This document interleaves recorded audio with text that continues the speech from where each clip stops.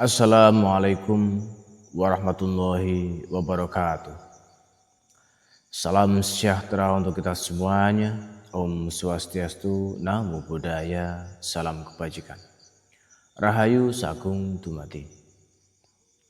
Saya berdoa dan saya yakin bahwa semua makhluk di seluruh jagat raya alam semesta ini, baik yang kelihatan maupun yang tidak kelihatan, di segala tingkatan, lapisan dimensi, dan yang tidak terikat ruang dan waktu, semuanya hidup berbahagia. Tidak lupa juga untuk semua para cucu sang waktu atau para cucu rohani Syekh Murad Maghribi atau Eyang Edimin. Saya berdoa kepada Allah untuk kalian semua dimanapun kalian berada agar senantiasa ditetapkan kesehatan lahir batinnya, senantiasa ditetapkan kelancaran rezekinya, senantiasa ditetapkan kelancaran urusan-urusannya, senantiasa ditetapkan kekayaan uang-uangnya, senantiasa ditetapkan keberkahan dan kemanfaatan umurnya, serta kemakmuran dan kejayaan senantiasa menyertai kalian semua sekeluarga. Amin. Alhamdulillah, pada hari ini kita masih diberi nikmat untuk bisa bersama-sama menyelami samudra ilmu dari Sang Waktu melalui kitab Risalah Sang Waktu ya. Setelah sebelumnya kita membahas mengenai tingkatan mahabbah, baik itu mahabbah amiyah, mahabbah khosoh, mahabbah khosotul khosoh, mahabbah khawasul khawas dan ilmu, mahabbah dalam kesakitan. Nah, sekarang kita akan membahas tentang mahabbah dalam pilihan Tuhan ya. Namun sebelum kita mulai, marilah kita bersama-sama berdoa dengan basmalah. Bismillahirrahmanirrahim.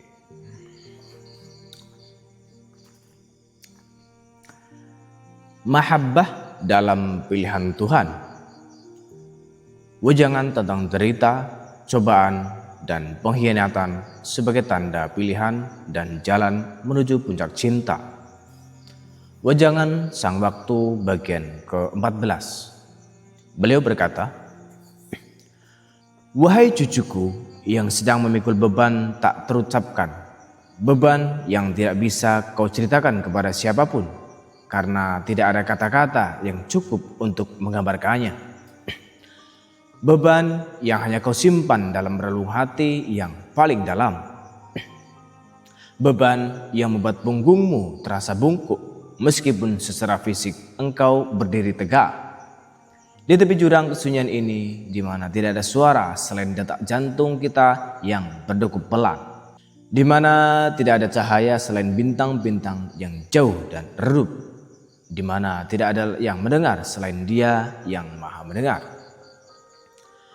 Wahai cucuku yang hatinya robek oleh pengkhianatan, robek bukan oleh pisau yang menusuk dari luar, tetapi oleh pedang yang diayunkan oleh orang yang paling kau percaya, orang yang kau peluk erat, orang yang kau anggap sebagai bagian dari dirimu sendiri. Biarkan aku merasakan apa yang kau rasa, karena aku tahu, aku yang telah berjalan di jalan ini lebih lama dari usiamu, bahwa pengkhianatan adalah luka yang paling dalam, luka yang tidak pernah benar-benar sembuh, luka yang meninggalkan bekas yang akan kau bawa sampai akhir hayatmu. Wahai cucuku yang dadinya sesak oleh cobaan yang datang bertubi-tubi tanpa henti, seperti gelombang yang silih berganti menghantam karang, seperti badai yang tidak kunjung reda, seperti malam yang tidak pernah berganti siang. Lepaskan semua beban yang kau pikul sendirian, karena kita akan berbicara tentang rahasia yang selama ini tersembunyi di balik tirai penderitaan. Rahasia yang akan membuatmu tersenyum bukan karena lukamu hilang, tetapi karena engkau sadar bahwa luka-luka itu adalah mahkota yang tidak terlihat, tanda kebangsawanan di hadirat Allah, bukti bahwa engkau dipilih untuk sesuatu yang lebih besar dari apa yang bisa kau bayangkan. Wahai cucuku yang jiwanya masih mencari makna di balik luka yang tak bertepi, luka yang tidak kunjung kering, luka yang terus berdarah setiap kali kau teringat, luka yang menjadi teman setiamu di malam-malam yang sunyi. Dengarkanlah wejangan ini. Dengarkanlah dengan hati yang terbuka, dengan ruh yang merindukan jawaban, dengan jiwa yang haus akan makna. Karena apa yang akan kusampaikan sekarang bukanlah teori, bukanlah nasihat murahan, bukanlah kata-kata penghibur yang basi. Ia adalah kebenaran yang lahir dari pengalaman, yang keluar dari luka yang telah sembuh, yang terucap dari hati yang telah lama berkelana di lembah-lembah kesedihan. Tuhan tidak salah memilihmu. Ulangi kalimat itu dalam hatimu, wahai cucuku. Tuhan tidak salah memilihmu.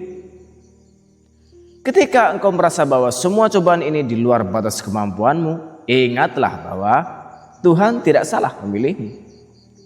Ketika engkau merasa bahwa pengkhianatan ini menghancurkan seluruh hidupmu, ingatlah bahwa Tuhan tidak salah memilihmu.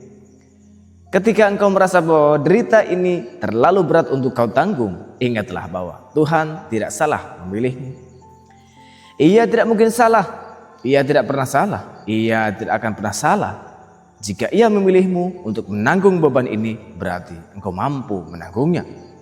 Jika ia memilihmu untuk merasakan pedih ini, berarti engkau memiliki kapasitas untuk mengubah pedih menjadi cahaya. Jika ia memilihmu untuk berjalan di jalan yang penuh duri ini, berarti di ujung jalan ini ada teman yang tidak akan pernah kau temukan jika kau memilih jalan yang mudah. 1. Engkau dipilih melalui luka. Wahai cucuku, mari kita mulai dengan sebuah kebenaran yang mungkin tidak pernah kau dengar dari para penceramah di atas mimbar, yang mungkin tidak pernah kau baca dalam kitab-kitab tebal, yang mungkin tidak pernah kau terima dari guru-guru yang mengajarkan bahwa agama adalah jalan mudah menuju kebahagiaan. Kebenaran bahwa tidak semua orang diberi ujian berat, sebab tidak semua hati mampu menjadi wadah rahasia cinta Allah. Coba kau renungkan, wahai pencari jalan, seorang pandai besi yang ingin membuat pedang yang paling tajam, yang tidak akan patah di medan perang, yang akan menjadi pusaka turun-temurun. Ia tidak akan memilih besi sembarangan. Ia akan memilih besi yang paling keras, yang paling kuat, yang paling murni. Ia akan memasukkan besi itu ke dalam api yang paling panas, memukulnya dengan palu yang paling berat, mendinginkannya dalam air yang paling dingin, berulang kali, hingga besi itu menjadi pedang yang sempurna. Apakah pandai besi itu membenci besinya? Tidak. Ia memilih besi itu karena ia melihat potensi yang tidak dimiliki oleh besi lain. Ia memperlakukan besi itu dengan keras karena ia ingin menjadikannya yang terbaik. Ia tidak akan membuang waktu dan tenaganya untuk besi yang buruk, yang tidak layak ditempa, yang akan hancur di pukulan pertama. Demikian pula Allah, wahai cucuku, ia tidak akan membuang waktu dan tenaganya untuk menguji hati yang tidak layak. Ia tidak akan menimpakan cobaan berat kepada orang yang tidak memiliki kapasitas untuk menanggungnya. Ia tidak akan memberikan rahasia cintanya kepada hati yang tidak mampu menjaganya. Maka ketika engkau diberi ujian berat, ketika engkau dikhianati, direndahkan, ditinggalkan, dihancurkan, jangan tergesa-gesa mengutuk takdirmu. Jangan kau katakan, ya Allah, mengapa aku, dengan nada protes. Jangan kau katakan, tidak adil, dengan nada kemarahan. Sadarilah bahwa Allah sedang menyeleksi. Ia sedang memilih. Ia sedang memisahkan antara yang layak dan yang tidak layak, antara yang kuat dan yang lemah, antara yang tulus dan yang palsu. Sang waktu berkata dengan suara yang keluar dari pengalaman yang tidak bisa diungkapkan dengan kata-kata, yaitu, luka bukan tanda kelemahanmu, tetapi bukti bahwa Allah percaya engkau mampu menanggung sesuatu yang tidak bisa ditanggung oleh manusia biasa. Wahai cucuku, renungkanlah kalimat ini. Allah percaya kepadamu. Sungguh ini adalah penghormatan yang luar biasa. Allah, Tuhan semesta alam, pencipta langit dan bumi, yang maha kuasa lagi maha perkasa, Ia percaya kepadamu. Ia percaya bahwa engkau mampu. Ia percaya bahwa engkau kuat. Ia percaya bahwa engkau akan bertahan. Ia percaya bahwa engkau tidak akan hancur. Ia percaya bahwa engkau akan bangkit kembali. Ia percaya bahwa engkau akan menemukan makna di balik penderitaan. Ia percaya bahwa engkau akan tetap mencintainya meskipun ia mengujimu seberat ini. Bukankah ini suatu kehormatan? Bukankah ini suatu kebanggaan? Bahwa Tuhan semesta alam memandangmu layak untuk diuji, layak untuk dipilih, layak untuk dijadikan wadah rahasia cintanya. Maka jangan kau sia-siakan kepercayaan ini. Jangan kau buktikan bahwa Allah salah memilih. Buktikan bahwa engkau memang layak. Buktikan bahwa engkau mampu. Buktikan bahwa engkau akan bertahan. Buktikan bahwa engkau akan tetap setia. Buktikan bahwa engkau akan tetap mencintainya apapun yang terjadi. Maka bersyukurlah dalam derita, wahai cucuku. Bukan syukur yang dipaksakan, bukan syukur yang lahir dari kepalsuan, tetapi syukur yang lahir dari kesadaran bahwa derita adalah tanda pilihan. Syukur yang lahir dari keyakinan bahwa tidak semua orang diberi kehormatan untuk menanggung apa yang kau tanggung. Syukur yang lahir dari pemahaman bahwa luka-lukamu adalah mahkota yang tidak terlihat, yang akan kau kenakan di hadiratnya kelak, yang akan membuat para malaikat bertanya-tanya, siapakah hamba yang dimuliakan ini?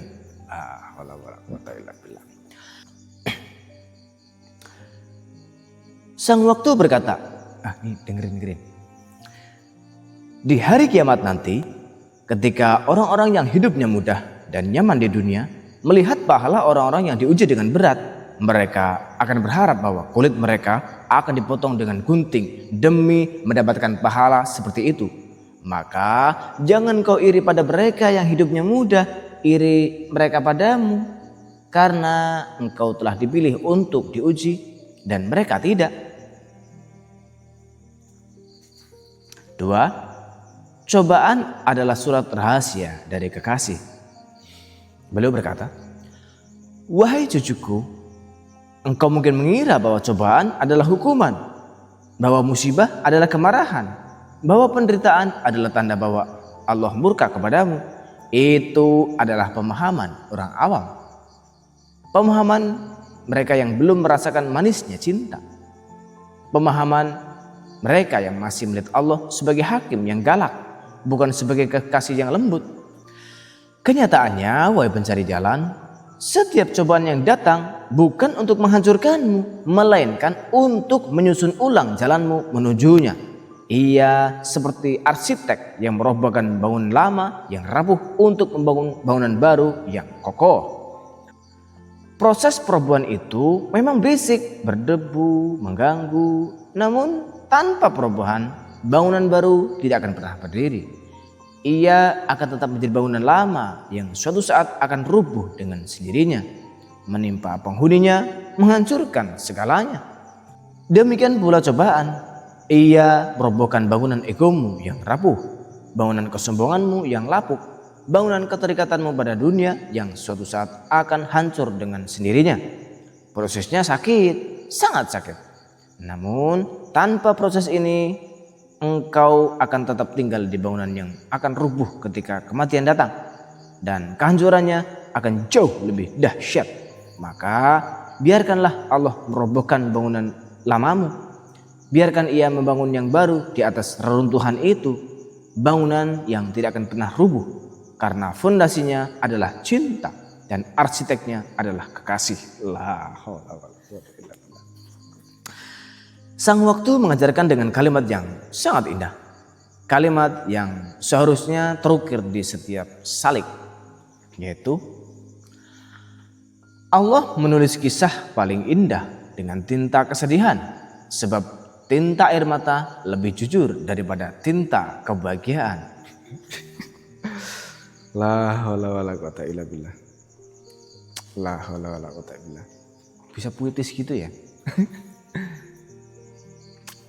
La haula wala.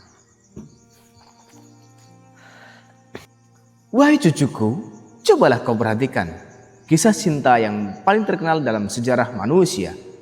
Kisah Laila dan Majnun, kisah Qais dan Laila, kisah Romeo dan Juliet. Kisah cinta sang waktu seperti Robiah al-Adawiyah dan Bayazid al-Bustami. Semua kisah ini ditulis dengan tinta kesedihan, bukan kebahagiaan. Mengapa? Karena kebahagiaan itu datar, tidak memiliki kedalaman. Kebahagiaan itu seperti permukaan danau yang tenang, indah, tetapi tidak memiliki misteri. Kesedihan sebaliknya seperti lautan yang dalam, penuh dengan misteri, penuh dengan rahasia, penuh dengan makna yang tidak akan pernah habis untuk digali. La haula wala quwata illa billah. La haula wala. Nanti selesai ini kalian semua jadi wali kayaknya ya.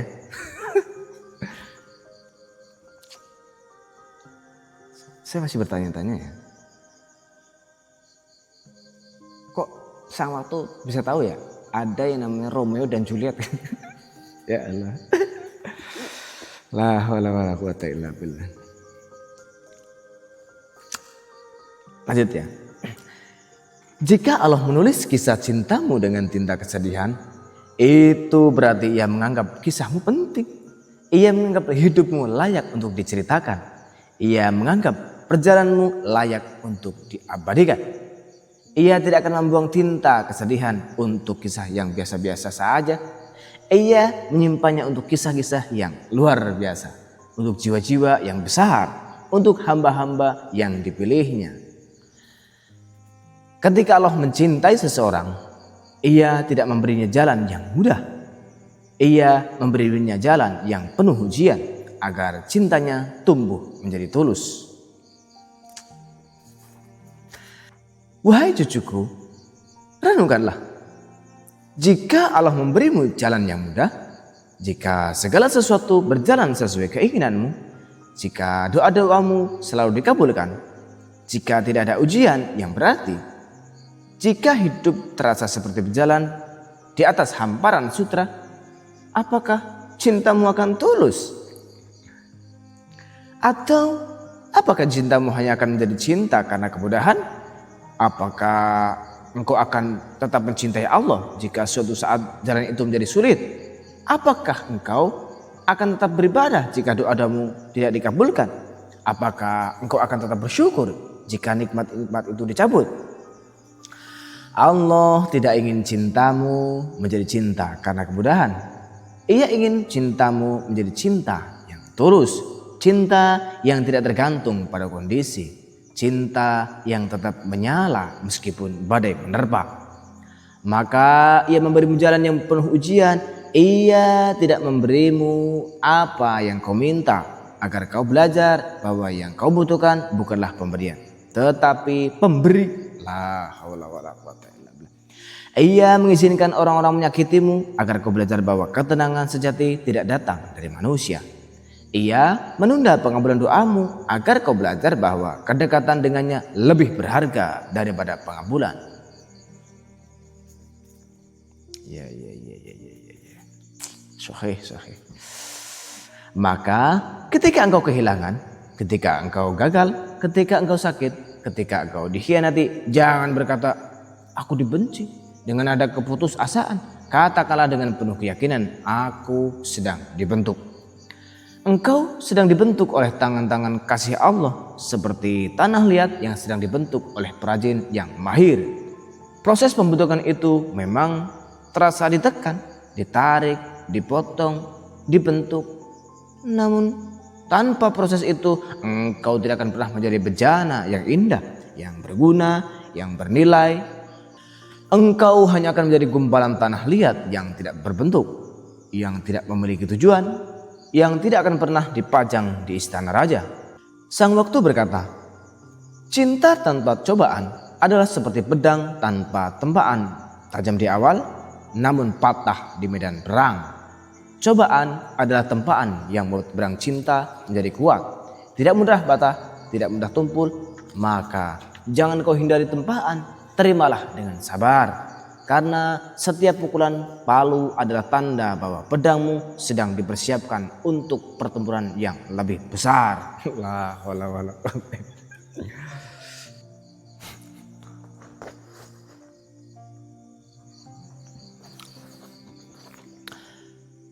Lalu selanjutnya 3.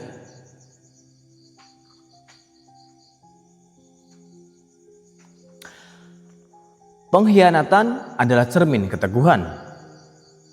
3. Pengkhianatan adalah cermin keteguhan. Wahai cucuku, dari semua ujian yang mungkin kau alami, pengkhianatan mungkin adalah yang paling berat. Karena kehilangan harta bisa kau ganti dengan usaha. Kehilangan kesehatan bisa kau usahakan dengan pengobatan. Kehilangan jabatan bisa kau terima dengan lapang dada. Namun pengkhianatan ketika orang yang paling kau percaya menusukmu dari belakang. Ketika orang yang kau cintai meninggalkanmu tanpa sebab. Ketika orang yang kau anggap saudara berubah menjadi musuh dalam semalam.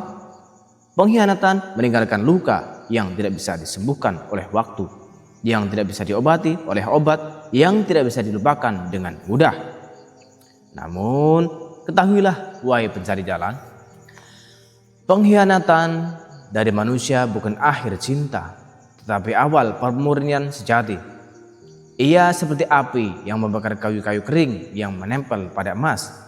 Kayu-kayu itu adalah kedekatanmu pada makhluk, cintamu yang salah arah, harapanmu yang kau gantungkan pada manusia yang fana. Api pengkhianatan membakar semua itu, sehingga yang tersisa hanyalah emas murni, cinta yang tidak lagi terikat pada makhluk, cinta yang hanya tertuju pada Allah, cinta yang tidak akan pernah bisa dikhianati karena ia tidak bergantung pada siapapun.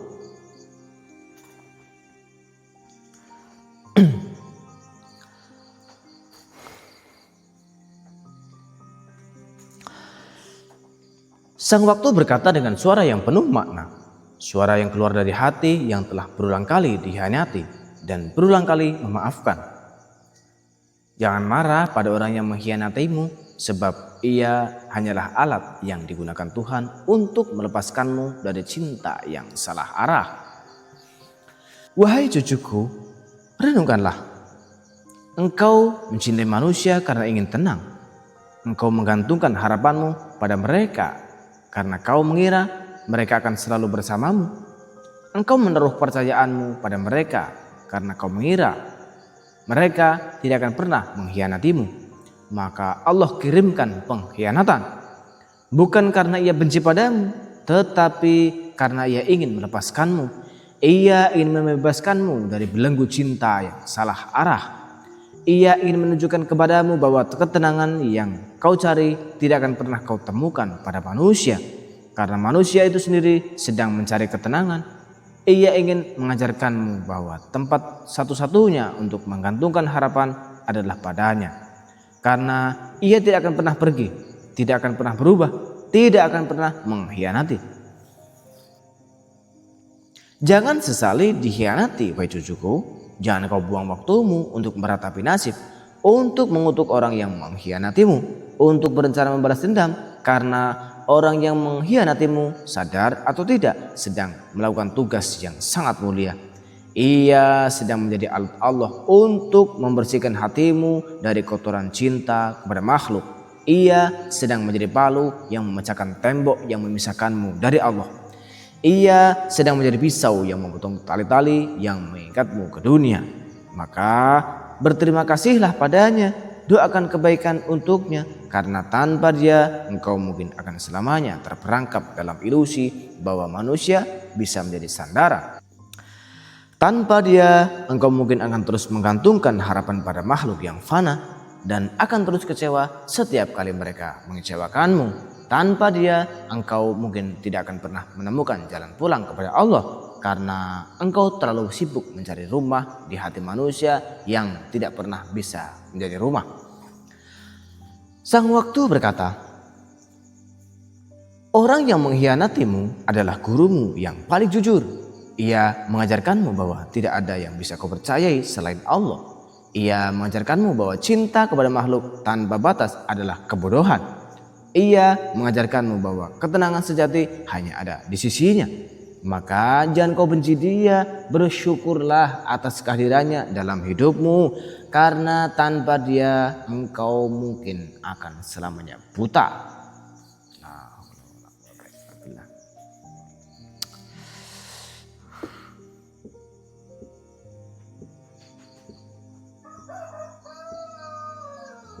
Baru kali ini ya, pengkhianatan ada maknanya ya. Lah,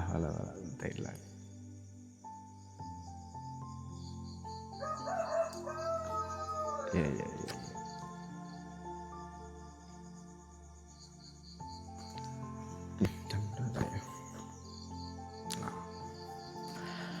4. Pilihan yang tersembunyi di balik sakit. Wahai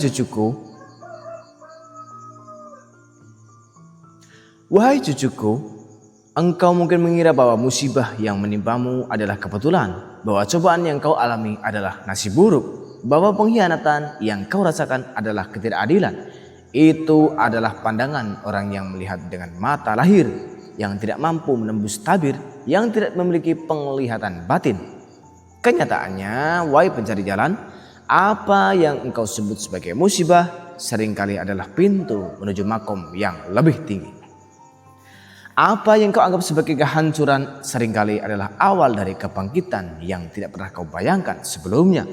Apa yang kau rasakan sebagai penderitaan seringkali adalah rahmat yang menyamar, hadiah yang terbungkus kertas kado yang tidak menarik, undangan yang ditulis dengan tinta yang tidak kau sukai.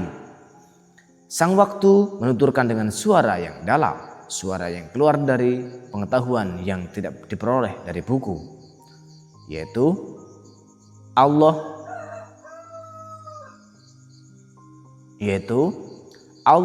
tidak akan menaikkan derajat seseorang sebelum ia guncangkan seluruh sandaran hidupnya.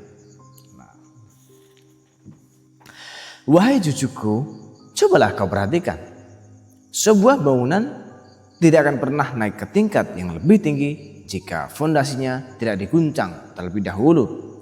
Guncangan itu justru menguji apakah fondasinya cukup kuat untuk menahan beban tingkat yang lebih tinggi. Jika fondasinya rapuh, bangunannya akan runtuh. Jika fondasinya kuat, bangunan akan berdiri kokoh dan siap menerima tambahan tingkat. Demikian pula hidupmu, Allah mengguncangkan sandaran-sandaranmu, sandaran harta, sandaran jabatan, sandaran kesehatan, sandaran keluarga, sandaran teman, sandaran segala sesuatu yang selama ini kau andalkan selain Dia untuk menguji apakah engkau benar-benar bersandar kepadanya atau hanya mengaku-ngaku. Jika sandaran-sandaran itu rapuh, engkau akan hancur ketika diguncang. Jika sandaranmu kepada Allah kuat, engkau akan tetap berdiri tegak bahkan setelah semua sandaran lainnya runtuh. Maka jika engkau merasa kehilangan segalanya, jika hartamu habis, jika jabatanmu lepas, jika kesehatanmu terganggu, jika keluargamu berantakan, jika teman-temanmu meninggalkanmu, jika semua pintu tertutup di hadapanmu, jangan kau putus asa. Sadarilah bahwa Allah sedang mengosongkan tanganmu dari mainan-mainan dunia, agar tangan itu siap menerima hadiah yang lebih berharga. Sadarilah bahwa Allah sedang menutup semua pintu selain pintunya, agar engkau tidak punya pilihan lain selain masuk melalui pintu itu.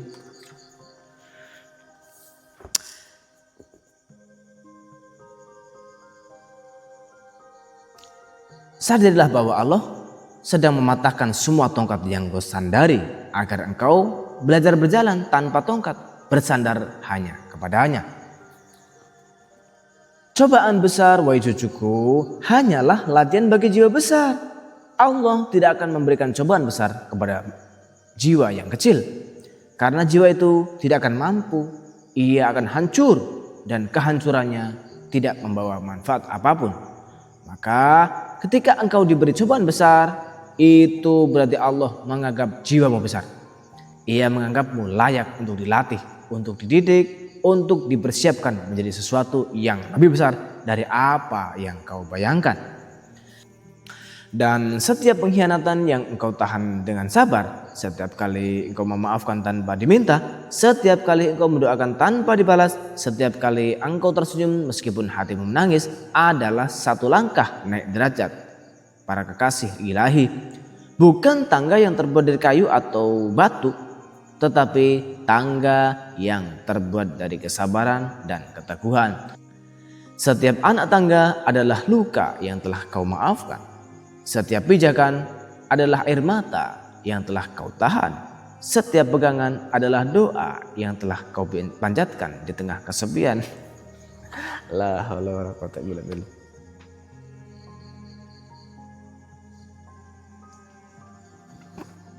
Kok bisa ya nyusun kalimat kayak gini ya? Pijakan air mata.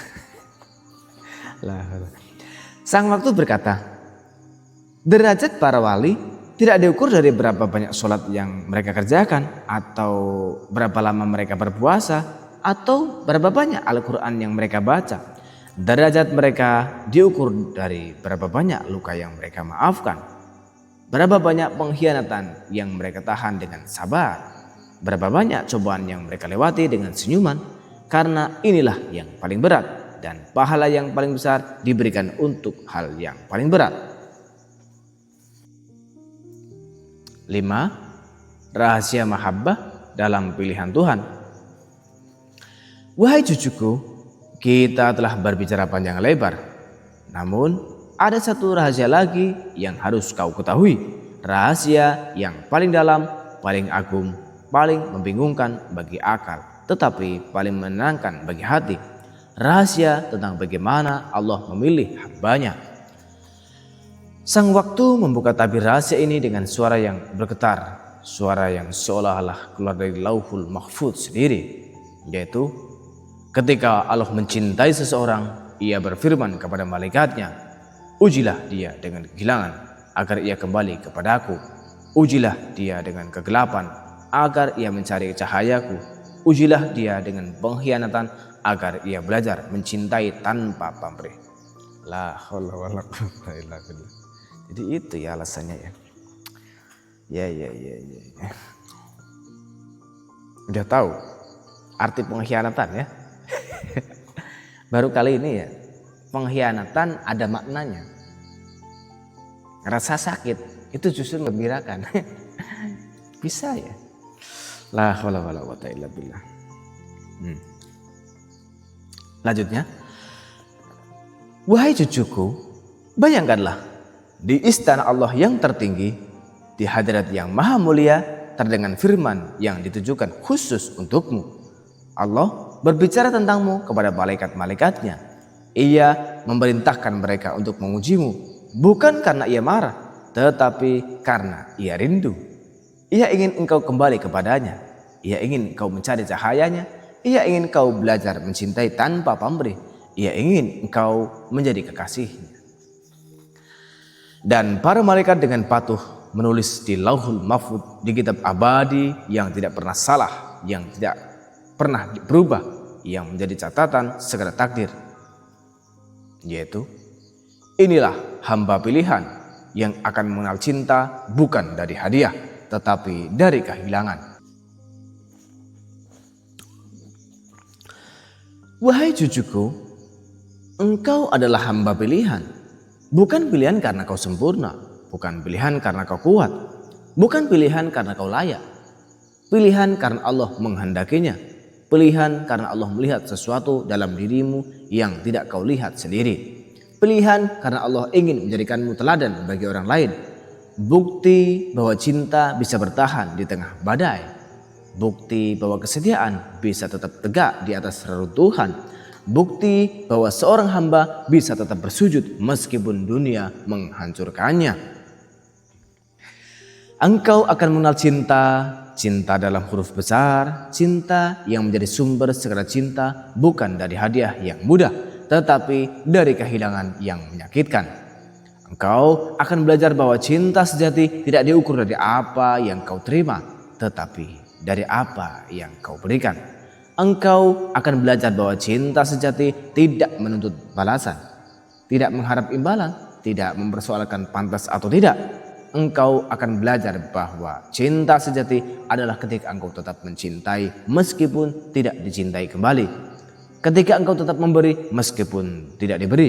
Ketika engkau tetap setia meskipun dikhianati. Wahai cucuku, cinta yang tumbuh dari luka lebih indah dari bunga yang tumbuh di taman. Bunga taman hidup oleh sinar matahari yang hangat, oleh air yang cukup, oleh tanah yang subur. Ia mudah tumbuh tetapi juga mudah layu. Ia indah tetapi tidak memiliki cerita. Ia hanya bunga biasa seperti jutaan bunga lainnya. Tetapi bunga cinta yang sejati, cinta yang tumbuh di padang tandus, yang disiram oleh air mata, yang diterpa angin badai, yang dihantam hujan batu, yang tetap mekar meskipun semua orang meragukannya. Bunga seperti ini tidak bisa ditemukan di taman manapun. Ia langka, ia istimewa, ia abadi. Ia tidak hanya indah tetapi juga kuat. Ia tidak hanya wangi tetapi juga menyembuhkan. Ia tidak hanya menarik perhatian tetapi juga mengubah hati. Lah.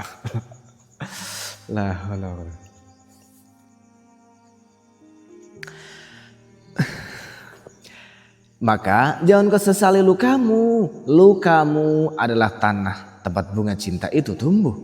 Jangan kau tolak air matamu. Air matamu adalah air yang menyirami bunga itu. Badai adalah yang mengajarkan bunga itu untuk tetap tegak. Karena tanpa semua itu bungamu tidak akan pernah mekar. Ia akan tetap menjadi benih yang tersembunyi di dalam tanah. Tidak akan melihat cahaya, tidak pernah menyebarkan wangi, tidak pernah dinikmati oleh siapapun. Sang waktu berkata, bunga yang tumbuh di taman hanya dinikmati oleh pemilik taman. Tetapi bunga yang tumbuh di padang tandus yang tetap mekar meskipun tidak ada yang merawat, dinikmati oleh semua orang yang lewat. Ia menjadi tanda, menjadi bukti, menjadi saksi bahwa kehidupan bisa hadir di tempat yang paling tidak mungkin. Demikian pula engkau, wahai cucuku, engkau adalah bunga yang tumbuh di padang tandus dunia. Dan setiap orang yang melihat kesabaranmu, keteguhanmu, cintamu yang tidak pernah padam, mereka akan bertanya, siapakah yang menanam bunga ini? Dan engkau akan jawab dengan diamu, Allah. Maka engkau akan menjadi tanda yang menunjuk padanya, menjadi saksi yang membuktikan kekuasaannya, menjadi bukti bahwa cintanya lebih besar dari segala penderitaan. La haula wala quwwata illa billah. Cahaya di balik pengkhianatan. Wahai cucuku, kita hampir sampai di penghujung wejangan ini. Namun ada satu pesan terakhir yang harus kau bawa pulang, yang harus kau simpan dalam hatimu, yang harus kau ingat setiap kali pengkhianatan datang menghampiri. Sang waktu menutup wejangan ini dengan firman hikmah yang agung, firman yang menjadi kesimpulan dari seluruh wejangan tentang pilihan Tuhan, yaitu jangan kau takut jika engkau diuji dengan derita, karena itu tanda engkau berada di bawah pandangan Tuhan. Ia tidak menimpakan cobaan kepada yang ia biarkan, tetapi kepada orang yang ia pilih untuk dijadikan kekasih. Wahai cucuku, renungkanlah, apakah kau lebih suka menjadi orang yang dibiarkan oleh Allah, dibiarkan hidup sesukanya, dibiarkan berbuat dosa tanpa teguran, dibiarkan jauh tanpa panggilan, dibiarkan tersesat tanpa petunjuk? Atau apakah kau lebih suka menjadi orang yang dipilih? Dipilih untuk diuji, dipilih untuk dibersihkan, dipilih untuk didekatkan, dipilih untuk dijadikan kekasih? Pilihannya jelas, lebih baik diuji dan dipilih daripada dibiarkan dan dilupakan. Lebih baik menangis dalam pelukannya daripada tertawa jauh darinya. Lebih baik sakit di jalan menujunya daripada nyaman di jalan menjauhinya. Maka ketika engkau dikhianati, jangan doakan keburukan untuk orang yang mengkhianatimu. Jangan kau buang energimu untuk marah, untuk dendam, untuk merencanakan balas dendam, karena semua itu hanya akan menyiksamu, tidak akan pernah menyentuhnya. Ucapkanlah dalam hatimu dengan tulus, dengan ikhlas, dengan penuh kesadaran. Ya Allah, terima kasih. Terima kasih Engkau telah menunjukkan siapa yang layak aku lepaskan. Terima kasih Engkau telah membuka mataku, meskipun dengan cara yang menyakitkan. Terima kasih Engkau telah menyelamatkanku dari cinta yang salah arah sebelum aku tenggelam lebih dalam. Terima kasih Engkau masih peduli kepadaku sehingga Engkau mengirimkan pengkhianatan ini sebagai peringatan. Terima kasih ya Rob atas segalanya. Inilah puncak mahabbah wahai cucuku, bukan ketika engkau tersenyum dalam kebahagiaan, tetapi ketika engkau bersyukur dalam pengkhianatan. Bukan ketika engkau memuji Allah dalam kemudahan, tetapi ketika engkau memujinya dalam kesulitan.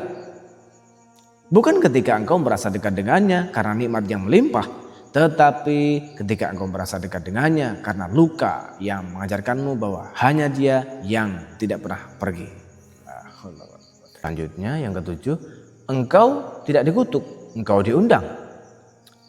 Wahai cucuku, kita telah menempuh perjalanan yang panjang. Kakimu mungkin terasa lelah, hatimu mungkin terasa berat, jiwamu mungkin terasa sesak. Itu wajar, karena kita telah memasuki wilayah yang paling berat, wilayah yang hanya dimasuki oleh mereka yang dipilih, wilayah yang hanya bisa dijelajahi oleh mereka yang berani. Namun ingatlah selalu wahai pencari jalan, rasa sakitmu bukanlah kutukan. Ia bukan hukuman atas dosa-dosamu. Ia bukan balasan atas kesalahan-kesalahanmu. Ia bukan kemarahan Tuhan yang meledak tanpa sebab. Rasa sakitmu bukan kutukan. Ia bukan hukuman atas dosa-dosamu. Ia bukan balasan atas kesalahan-kesalahanmu. Ia bukan kemarahan Tuhan yang meledak tanpa sebab. Rasa sakitmu adalah surat cinta dari langit. Surat yang dikirim hanya kepada mereka yang kuat menanggungnya. Surat yang dibuka hanya oleh mereka yang memiliki kunci hati. Surat yang isinya tidak bisa dibaca oleh mereka yang belum melewati apa yang kau lewati. Surat itu mungkin ditulis dengan tinta yang pahit, dengan kata-kata yang menyayat hati, dengan kalimat yang membuatmu menangis setiap kali membacanya.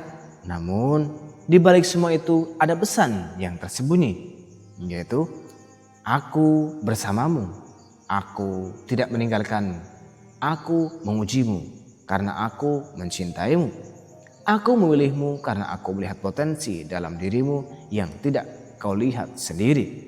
Bertahanlah, jangan menyerah, karena di ujung surat ini ada tanda tanganku, dan tanda tangan itu adalah cinta. Ya Allah Gusti, kok bisa ya? Baru kali ini saya lawyer sampai bertahun-tahun tanda tangan cinta. La haula wala quwata illa billah. Maka ketahuilah wahai cucuku, engkau tidak dikutuk oleh cobaan, engkau diundang. Diundang untuk mengenal rahasia cinta yang tertinggi. Diundang untuk menjadi saksi bahwa cinta bisa tetap sujud meski dihancurkan. Diundang untuk menjadi bukti bahwa cinta bisa tetap tersenyum meski dikhianati. Diundang untuk menjadi teladan bahwa cinta bisa tetap berzikir meski seluruh dunia berpaling. Dan ketika engkau menerima undangan ini, bukan dengan kepahitan, tetapi dengan kerelaan. Bukan dengan protes, tetapi dengan syukur.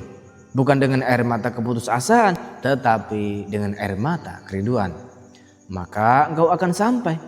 Engkau akan sampai pada makom di mana tidak ada lagi perbedaan antara derita dan bahagia, antara pengkhianatan dan kesetiaan, antara kehilangan dan pemberian. Yang ada hanyalah kehadiran, hanya cinta, hanya Dia.